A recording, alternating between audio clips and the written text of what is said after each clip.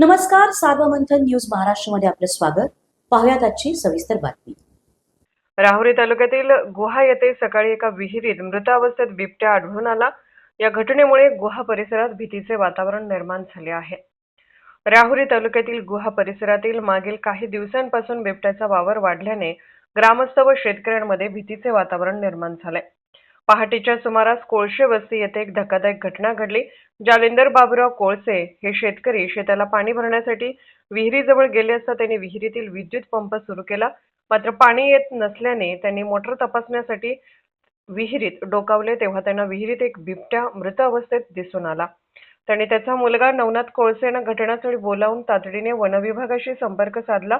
माहिती मिळताच राहुरीचे वनक्षेत्रपाल ज्ञानेश्वर साळुंखे यांच्या मार्गदर्शनाखाली वनपाल संदीप कोरके, वनमजूर बाळासाहेब दिवे, वाहन चालक ताराचंद गायकवाड, वन्यजीव मित्र अनिल जाधव हे घटनास्थळी दाखल झाले. स्थानिक रहिवासी व तरुणांच्या सहकार्याने मोठ्या प्रयत्नाने बिबट्याला विहिरीतून बाहेर काढण्यात आले.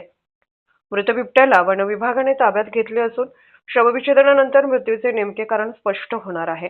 या घटनेमुळे गुहा गावासह परिसरात खळबळ उडाली असून परिसरातील ग्रामस्थांना विशेष दक्षता घेण्याचे आवाहन वनविभागाकडून करण्यात आले. सार्वमंथन न्यूज महाराष्ट्र, राहुरी, अहिल्यानगर. सार्वमंथन न्यूज महाराष्ट्राला लाईक करा, शेअर करा, सबस्क्राईब करा.